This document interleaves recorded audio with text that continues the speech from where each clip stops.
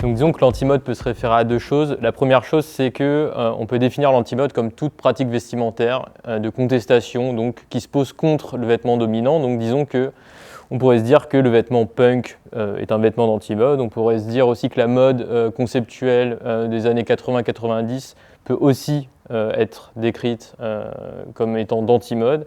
Donc par exemple, cette chemise qui date de 69 a été pas mal portée dans le mouvement hippie en fait, et donc à l'époque, ça visait à critiquer l'intervention américaine au Vietnam, et donc on pourrait se dire que cette chemise est une chemise d'antimode. Donc l'antimode se réfère en premier lieu à des pratiques, mais l'antimode se réfère aussi à des discours et disons qu'effectivement on trouve pas mal de discours qui dans l'histoire ont pu critiquer la mode pour différentes raisons, des raisons sanitaires parfois, des raisons qui relèvent de l'exploitation du travailleur, des raisons morales. Donc l'antimode ça peut être aussi ça, tout discours qui critique la mode, qu'il soit textuel ou iconographique.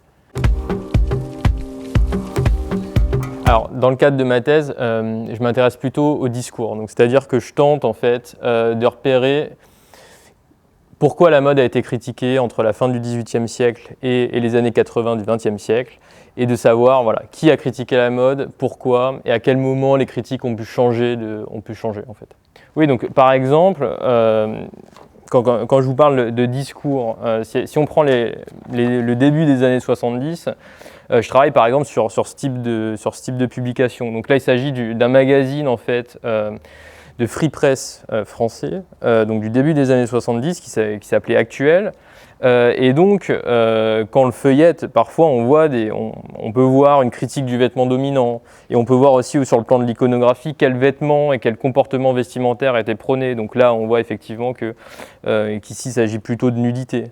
Là, pour le mouvement glam et le mouvement glam rock, ça va être des tenues qui vont plutôt se rapprocher de ce que vous voyez là.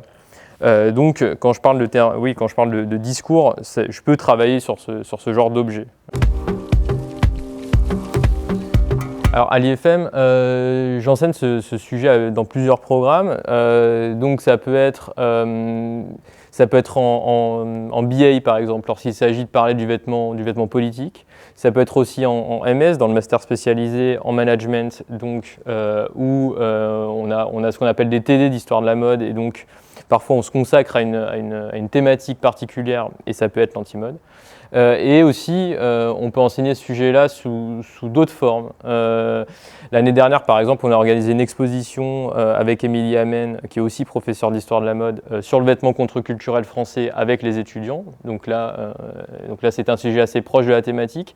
Et par ailleurs, pour le grand bain aussi, du début d'année, où on introduit en fait les étudiants à l'IFM, on peut organiser plusieurs visites de Paris, et par exemple dans ce cadre-là, moi j'assure une visite qui s'appelle le Paris Underground, et dans ce cadre-là, on voit plusieurs lieux qui étaient rattachés au Paris contre-culturel de la fin des années 60 ou du début des années 70. Donc dans ce cadre-là, on peut visiter donc, des lieux comme les bains-douches, comme la librairie Parallèle au Hall, comme le magasin El Paso Beauty au Hall aussi.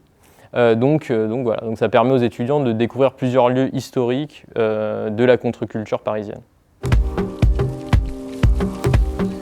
Aujourd'hui, donc, si on revient aux vêtements par exemple, si on parle de pratique, on pourrait se dire que le travail d'Edna Gvasalia chez Balenciaga et avant chez Vêtements est un travail qui s'inscrit dans une histoire de l'antimode créative, clairement. Et en termes de discours, ça peut être la manière dont la mode est critiquée pour des aspects environnementaux, la manière dont elle est critiquée pour les conditions d'exploitation qu'elle suppose parfois. Donc ce qui m'intéresse dans le sujet, je pense qu'il y a plusieurs choses. En termes de design, ce qui m'intéresse, c'est que je pars souvent de l'hypothèse que l'histoire de la mode, si on admet qu'elle progresse, elle progresse souvent par négation, ou en tout cas depuis le XXe siècle, et donc disons que ça me permet de comprendre qui mérite, en termes de design, d'être évoqué en fait, en histoire de la mode.